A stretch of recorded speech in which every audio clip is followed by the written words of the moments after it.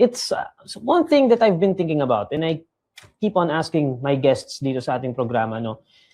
Is there a world where we can view this trial as politics free? Na parang this is a trial about accountability, not about politics, because frankly speaking, there are people who are watching itong trial, sinusubaybayan itong trial na ito, who have already made up their mind, even without hearing the evidence presented by the prosecution or ng defense, just because they are a critic or they are supporter of the president. How do we convince people who are following this trial that this should be about accountability and not about politics? Again, not an issue on innocence or guilt o kung ano man po yan. We're not trying to speculate, but it is about accountability and not politics. Yung halimbawa na binanggit ko kanina sa Kenya, no?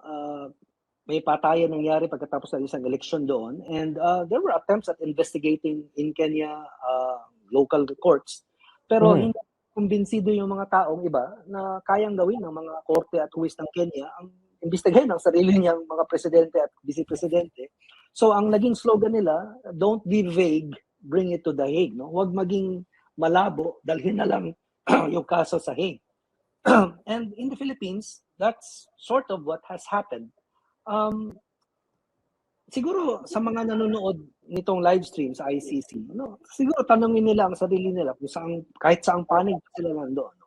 Marcos Royalist, anak ni Duterte, pro-Duterte, or even people who are not convinced either way. Tanongin nila ang sarili nila, itong seryoso, maayos, hindi masyadong mapolitika, no? Walang mga Pilipinong politiko na nagpe-perform na para bang artista sila sa mga nakikita nila ngayon sa ICC sa live stream. Itong ganitong paraan ng pag-uusig, ng paghahanap ng katarungan sa mga namatayan naman talaga. Totoo namang may namatay, no? Dinideny lang ni Duterte na siya may pakana ng patayan.